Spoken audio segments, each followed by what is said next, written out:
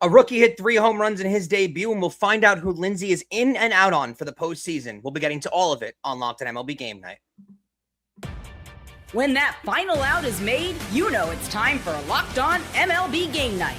All the post-game reactions to every game across the league, every single night, with insights only the hosts at Locked On can provide. Prepare to experience game day reactions like never before. Only on Locked On MLB Game Night. Your team every day. Hello, I'm Brian McKeon, and welcome to Locked On MLB Game Night. It's every single game, every single night. We're part of the Locked On Podcast Network, which is now the #1 sports podcast network. I'm your host and the host of Locked On Yankees, alongside my partner and the Locked On Braves postcast host, Lindsey Crosby. Lindsey, how are we tonight? The baseball was good, other than what Atlanta played, so we should probably talk about it. Both of our teams not too impressive on this day. We'll be discussing those games and much more. But first, let's start off with an old school rivalry. The Cardinals at the Cubs.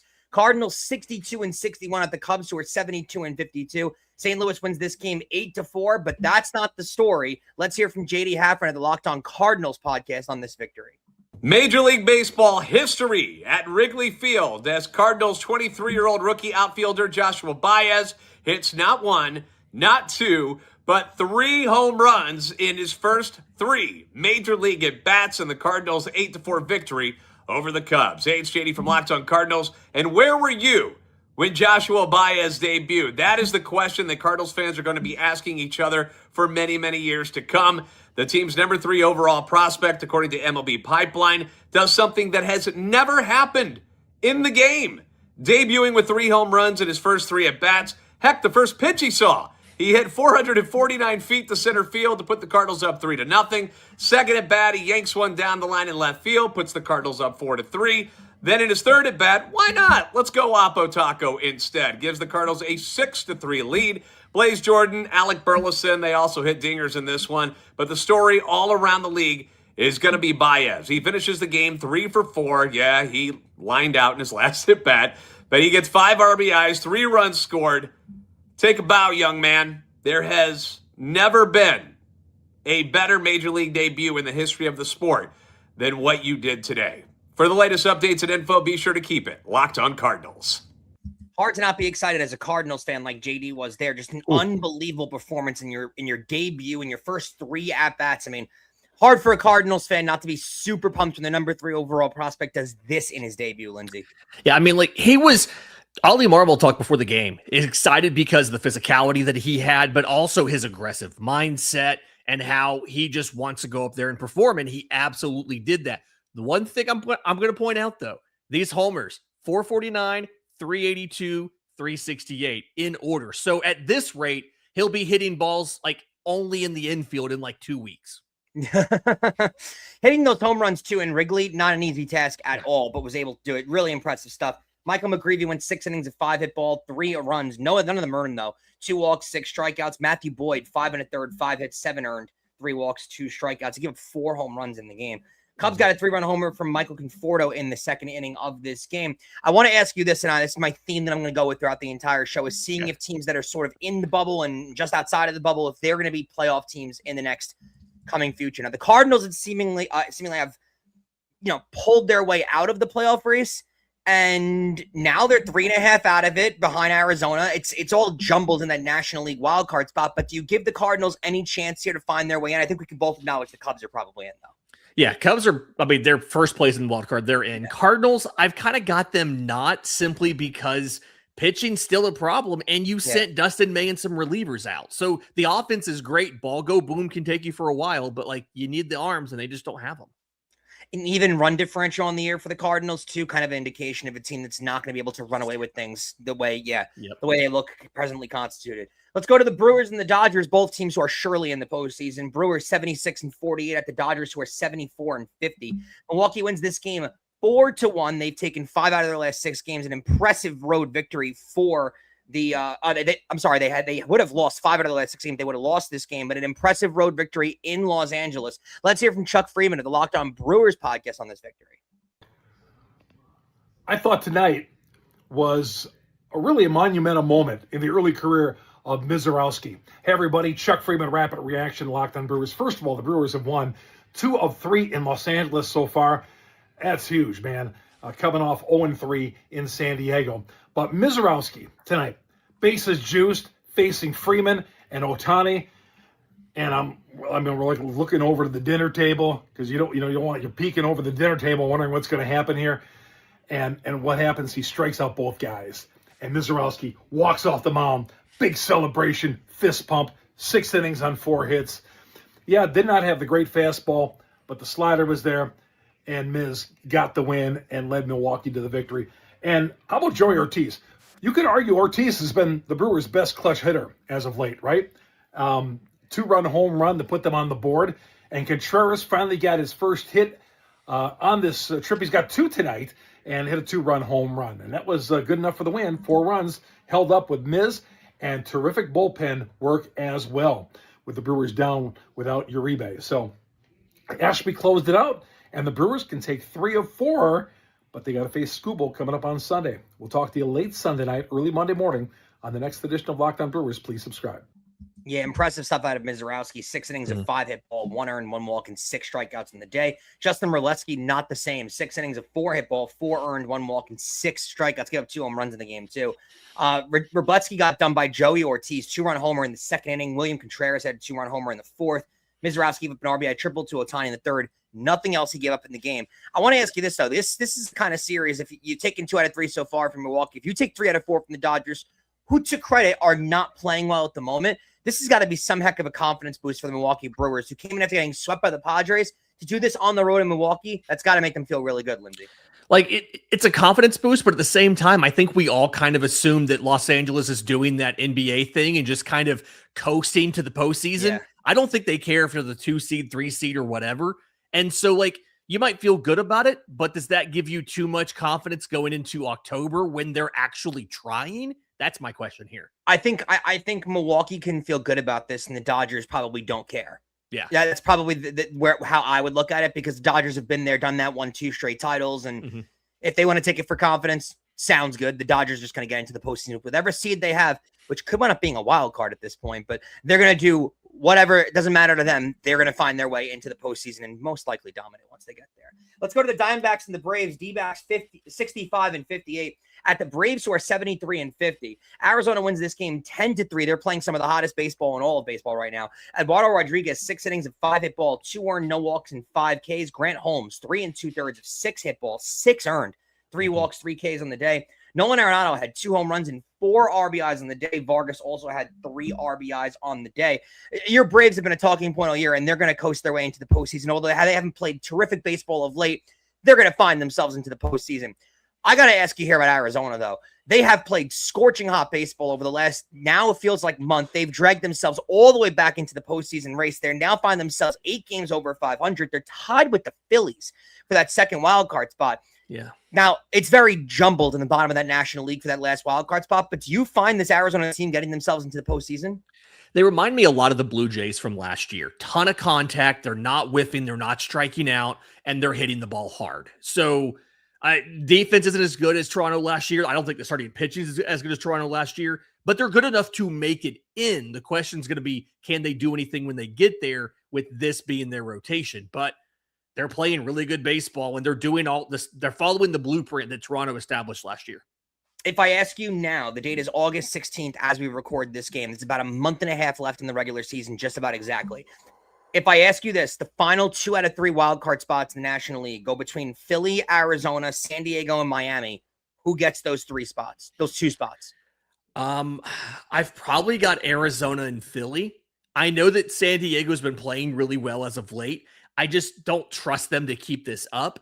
Philly is the rotation and the 2 stars, right? Yeah. Harper and Schwarber.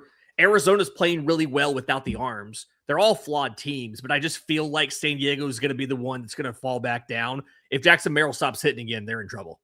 There's too much talent on Philly, in my opinion, to not make the playoffs. But that last spot is going to be those three teams are going to be battling out for that last spot. Going to be certainly entertaining down the stretch. Yankees 68-55 at the Blue Jays, who are 61-64. Toronto wins this game 4-1. And speaking of teams that have entered the chat for the postseason, the Blue Jays are getting their way there. Half Blue a Jays game won back.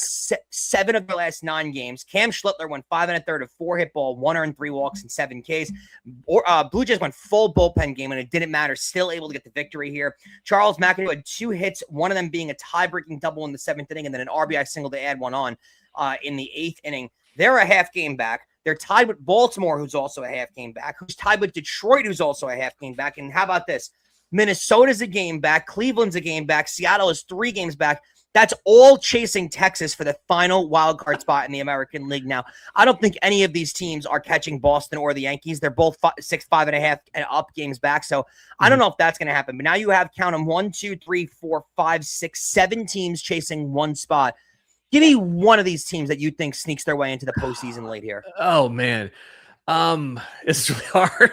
They're all bad teams. None of them are good. No, they're I agree all with flawed. you. Yeah, they're all flawed. Toronto's been there recently, and they have the best pitching of this group.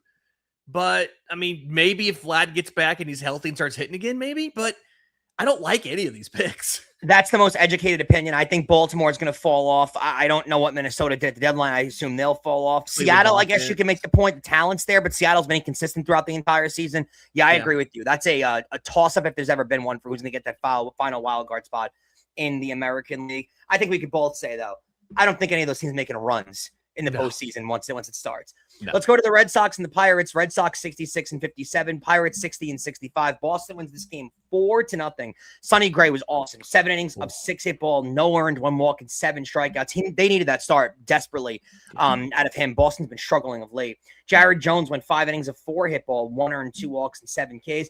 Willie Abreu had a solo shot in the 2nd inning. Boston added 3 in the top of the 9th off Luke Weaver, who has not been good since becoming a Pirate. His ERA is now 9 since getting over to Pittsburgh. How about this, too? The Pirates scratched Paul Skeens for Sunday's start. It was to give him extra rest, but he's not going until Wednesday. Maybe he's trying to lose some pounds from those pictures that were taken of him in Miami the last couple of days. Not sure what's going on there. That's a lot of days to give extra rest for someone, Lindsay. Yeah, it's never a good thing when your ace doesn't have any velocity and you have to push him back like 3 or 4 days. I don't want to speculate. This really feels like it's maybe more than just fatigue. Like it's the same season. It's the same length of season he had last year. So I don't feel great about this. Pirates fans can't either. No, it's been a disappointing year for the Pirates, who I think a lot of people entered having a lot of expectations for. It was the first offseason in a while they spent money on, and they just have not impressed throughout the entire season. No. Let's hear from let's not hear from. We'll talk about on the other side. Jesus Luzardo starting for the Phillies on the road. Hasn't been a line of success in the recent years. Let's see what he had to do next. Let's talk about one of the most underrated organs in your body, your liver. It's your body's filter, processing everything that you consume and performing more than 500 functions every single day. It's involved in things like energy production, digestion, fat metabolism, and vitamin storage, so it's doing a lot of work behind the scenes. That's why giving your liver daily support can be an important part of building healthy habits. Dose for Your Liver is a clinically backed liver healthy supplement designed to support daily liver function, and it's unlike taking another capsule or drinking another powder. Dose comes as a liquid 2-ounce daily shot that tastes like freshly squeezed orange juice. It's 0 sugar, 0 junk, and 0 calories, making it an easy addition for your daily routine. Now, I'd probably take Dose first thing in the morning. I already have a routine where I'm grabbing coffee, checking my phone, and getting ready for the day, so it would just fit right into that routine. It's one of those things that's so quick, you don't even really have to think about it. You just do it and move on. Ready to give your liver the support that it deserves? Head over to dose.com/LockedOnMLB or enter at LockedOnMLB for 35% off your first subscription. Your body does so much for you. Let's do something for it. That's DOSCDAILY.com/LockedOnMLB for 35% off your first month subscription.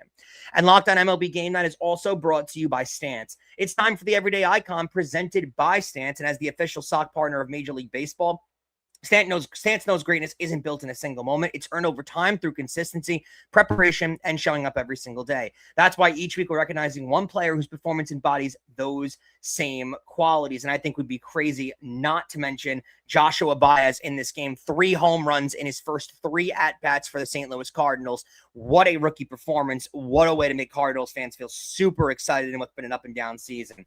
The Everyday Icon is presented by Stance. Check out the Icon collection from Stance. It's premium comfort, performance, and durability designed for whatever your day brings. Use promo code LOCKEDON at checkout for 20% off your purchase. Stance is the official sock partner of Major League Baseball. You can learn more at stance.com. So the Phillies now 66-58 at the Twins, who are 60-64. Philly wins this game at 9-1. Now, these teams did not play yesterday because of the Field of Dreams game. They were getting back from their trip. Let's hear from Connor Thomas of the Locked On Phillies podcast. Nice 8-run victory for them. The Phillies take down the Twins 9-1. Another great night for the offense. 13 total hits, and 5 of those came off the bat of Alec Boehm, a career high. He's never had a 5-hit night in his career. Well, now he has, and he's needed something to go right. He's had a really tough year. I know the fan base is really down on him, but the Phillies need him to be much better than what he's been. So I will absolutely celebrate that, even if I don't love the player right now. 5, I guess, was the magic number for the Phillies because Boehm had the 5-hit night, and the 5th inning was when they really broke it open. A lot of great 2-out at-bats. I hope Jaden Daniels isn't mad at me for mentioning the number 5 all that much. And Jesus Luzardo was just dominant as ever on the mound. He's been so solid for this team, as the top 3 really have this year, but with Wheeler and Sanchez kind of on shaky ground recently, Luzardo a really big start. They go for the sweep tomorrow, and it has been a dream trip out to Iowa and Minnesota. We'll talk more on the next episode of Locked On Phillies. Funny, though, it's rare that Jesus Luzardo puts apart this much of a dominant performance on the road. He's a super dominant home pitcher, but on the road, his splits are insane. He goes 6 2/3 of 7-hit ball, 1 earned, 2 walks, and 9 strikeouts. Connor Prelip, how about this start, Lindsay? 5 innings of 8-hit ball, 8 earned, 4 walks, and 6 Ks. Alec Boehm went 5 for 5. Bryson Stott had 3 RBIs. JT Realmuto also had 2 RBIs on the day. I got to ask you this because I was confused at the trade deadline what the Twins were doing. I didn't get it at all. And after the trade deadline, to me, it seems that the Twins have fallen right back into the team we kind of all thought they were. Now they're sitting far out of a postseason spot. It doesn't look like they're going to wind up finding their way in. Are you as shocked as I am of what this team did at the trade deadline and what wound up happening? It felt like they could have stayed the course and kind of like made well off of a really good season. Instead, this team fought at the deadline for a reason that confused a lot of us, and now they find themselves missing the postseason. I would have understood, like I think part of it is like Dean Kramer has additional control. And so I thought of it as we took advantage of the fact that the deals are happening to grab a guy to help us, but he's going to stick around. When you have a run differential this bad, they are at they're at negative 46. I don't think it makes sense to push for the playoffs, but I like the fact they got a guy with additional control. If you think of it like that, it makes more sense. But yeah, Twins are just having a weird year and all because they peaked and then they got bad again. And now they're kind of hanging around 500. To me, when you go into a period of time like they did last season, you have to define yourself as a franchise. Yeah. So if you're going to sell, be a seller. And if you're going to buy, be a buyer. But you can't sell one year and then buy the next year because now you're just in limbo. Or sell as big as you did. They sold a third of the roster, moved out at the deadline last year. And then they had to replace some of those guys. And the bullpen's still not good because they got rid of half of it last year. Yeah, it's just very confusing stuff, and the Twins are going to find themselves likely out of the postseason at this point. Oh, yeah. The Rangers 61-63 at the Athletics, who are 48-75. Texas wins this game 5-3. Mackenzie Gore goes 5 2/3 of 8-hit ball, 3 earned, 2 walks, and 5 Ks. JT Ginn goes 6 innings of 8-hit ball, 4 earned, no walks, 7 strikeouts. Ends a run of really good starts that JT Ginn had for the Athletics there. Wyatt Langford had a 2-run homer in the top of the 6th. Corey Seager had an RBI single as well in this game. Lindsay, I want to ask you this question here because the Texas Rangers have had every opportunity this season to kind of take advantage of that division, to run away with that division. The talent is certainly there, and they have just refused to take advantage of inconsistent play throughout that entire Western Division. What do you make of this Rangers team? Are they going to cling on to that last wild card spot? Are they going to get themselves into the division with chasing down the Astros? What has gone on with this team this year? I think a lot of it's the injuries. They lost Corey Seager for a while. They lost DeGrom for a while. DeGrom's out again. They lost Wyatt Langford for a while. And if they can stay healthy and the veterans can all perform, they're a pretty decent team. But like outside of Brandon Nimmo, what veteran on this team has actually earned their contract this year? Like maybe Jock Peterson on a power perspective. That's kind of where I am, is like they've had too many guys get hurt, and the guys that are getting paid a lot of money aren't performing. And so because of that, that's kind of why they're struggling like they are. Certainly a weird season for Texas, and a weird season for anybody in that Western Division in the American League and the Central, by the way. I mean, you got three dominant teams in the American League East, and that's really it. That American League is just so weak, Lindsay. It's going to be for the taking, I think, out of the Eastern Division. That's the way I would see it. Yeah. The Marlins 63-61 at the Reds, who are 59-63. Miami wins this game 8-4. Ryan Gusto 4 2/3 of 6 hit ball, 2 earned, no walks, and 6 Ks. Brady Singer 6 innings, 8 hits, 3 earned, 2 walks, 4 strikeouts on the day. Jacob Marcy and Joe Mack each had a home run in this game. Gilberto Hernandez also had 3 RBIs. Do you see an outside chance of the Reds making a push here later? Or is this another disappointing season for this team? The Reds are cooked. This offense is just, it's too dependent on Sal Stewart and Noe De La Cruz. Outside of that, I don't think anybody's even hitting 250 outside of those two guys. Like Crazy. it's just, they're just too dependent on those two. If those two guys don't hit, they're done. And then now having lost Hunter Green for a year and a half for Tommy John, they're in trouble. Yeah, it's just an impossibly tough stretch for the Reds here, who came off a postseason appearance last season. Really should have came into the season with a lot of confidence to build on, and have just taken a massive step back, it feels like, going into this year, Lindsay. Yeah, and then like they can't figure out the outfield either. They keep cycling through options, trying to figure out who's going to work out there. Yeah. Orioles 60-63 at the Rays, who are 74-48. Baltimore wins this game 4-3 in 10 innings. Another team that's entering the conversation for a potential postseason spot. They have picked up their play in the last week and a half. Let's hear from Connor Newcomb of the Locked On Orioles podcast on this victory. People are saying with Ryan Helsley out, the Orioles need a closer. Maybe the Orioles have a closer in Cam Sanders. How about that? Saves on back-to-back nights for Sanders. 1 pitch on Friday. Bottom of the 10th, 1-run lead at the Trop, gets it done with a huge strikeout. Guy who came over from Pittsburgh on waivers with a 7 ERA and has been one of the Orioles' most important relievers over the past month or so. You can legitimately say there are 4 games the Orioles have won since he's come over here that they don't win without Cam Sanders going out there and doing what he did on the mound. It's absurd stuff. He's learned how to command it in the strike zone, and Mike Elias and the Orioles may have found another demon reliever on the waiver wire as the O's beat the Rays 4-3. And for the time being, with a lot of other teams, they are tied for a playoff spot here on August 15th. Yeah, what a comeback on the season for this Baltimore Orioles team, who was cooked midway through the year. They've now found themselves in position for a postseason spot, and I don't think they're going anywhere, to be honest with you, with how talented this team is and the capabilities that we all think they do have. Kyle Bradish went 6 innings, a 7-hit ball, 2 earned, 4 walks, and 3 strikeouts. Ian Seymour, 6 innings, a 6-hit ball, 3 earned, 1 walk, and 9 Ks. Tyler O'Neill drove in the go-ahead run in the 10th inning with a single. And a team like the New York Mets could really use a consistent power bat that plays every single day, hits 30 and 100, pretty much guaranteed on an every year basis.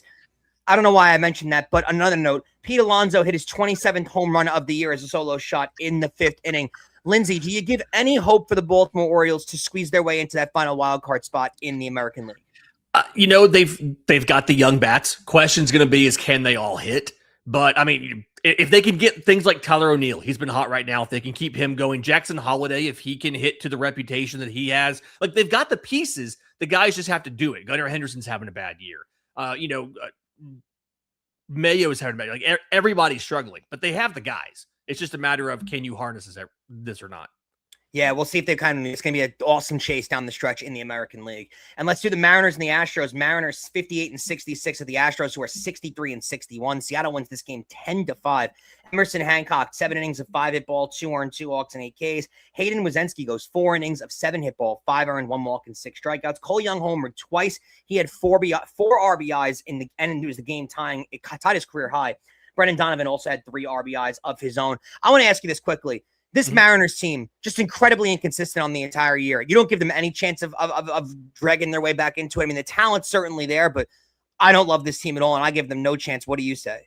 If anybody past their top 3 or 4 can start hitting, maybe. But Cal Raleigh's having a generational collapse from last year. Yeah. Like they need more offense. They need a little bit of health too. They've just lost Colt Emerson to the injured list. They've got the pitching, they've got the bullpen, they've got the top of the lineup. They just need the rest of it to get them there. And then they have the pieces to make a run if they get hot. On another note, the swing of emotions there, by the way. So before last season, the Mariners signed Cal Raleigh to a 6-year, $105 million extension. And when Cal Raleigh hit 60 home runs, he probably sat there and thought to himself, damn, I'm dumb for taking that deal because what could I have gotten? Now, the Mariners are sitting there thinking, damn, we're dumb for giving out that deal with how bad he's played throughout this entire season. 156 average, 557 OPS right now. Yeah. Incredible stuff. I mean, what a downfall from the year before. Randy Vasquez on the mound as he looks to keep the Padres in contention for that final National League wildcard spot. We'll check on that the rest of the games next.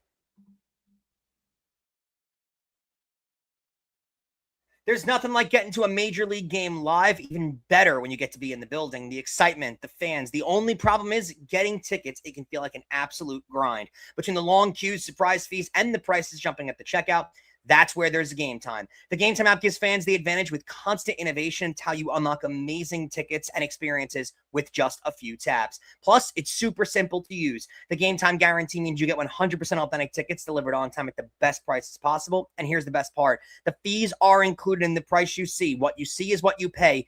Period. You can follow your favorite team and get alerts when new deals drop. I've seen some tickets drop for as low as $10 for games.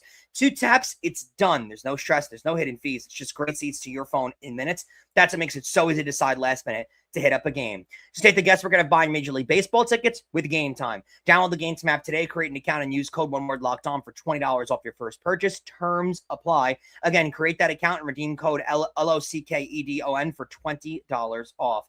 Download the Game Time app today. The Padres 66-58 at the Guardians, who are 60-64. Cleveland wins this game at 6-1. Justin Latta, gotta feel good about this victory off a surging hot Padres team coming in. For those Cleveland Guardians, the guardsball Guardians, the ones that can pitch and do the little things well and beat a team, make the other team beat themselves. That's what the Guardians did on Saturday. They beat the Padres 6-1. Justin Latta here of Locked On Guardians. Joey Cantillo walks the first batter of the game, gives up a chopper hit to Jay Cronenworth. And then no Padres hitter had a hit after that. The Guardians got 27 outs without giving up a hit, technically, in this game. Joey Cantillo was good. Colin Holderman was good. Hunter Gaddis was good. Eric Sabrowski was good. Oh, and then you had a double steal that led to a run. You had Petey Halpin go for a bunt hit, and Stephen Kwan helped him get the second on a steal with a little deke bunt. Then you had a double steal that scored a run. You had a sac fly from Jose Ramirez, who had 3 hard hit balls. You had Travis Bazzano with a hit and a walk and 2 great defensive plays tonight. The Guardians, they put it all together. Can they be Cinderella and drive this thing home for a series win on Sunday with 1 headlight? We will see. Oh, by the way, Guardians, 10,000 wins. 10th team in MLB history to do that. We'll see if the Guardians can drive this thing home, and we'll talk about it on Locked On Guardians on Monday. Did 10,000 wins, Lindsay, excuse me for not knowing. Is it 10,000 wins as the Guardians? Because that's really impressive at this point. 10,000 wins as a franchise. Yeah, I know. Yeah. Thank you. I was being Okay. Sorry. I was sorry. It's late, man. I did not pick up what you were putting down. I'm late.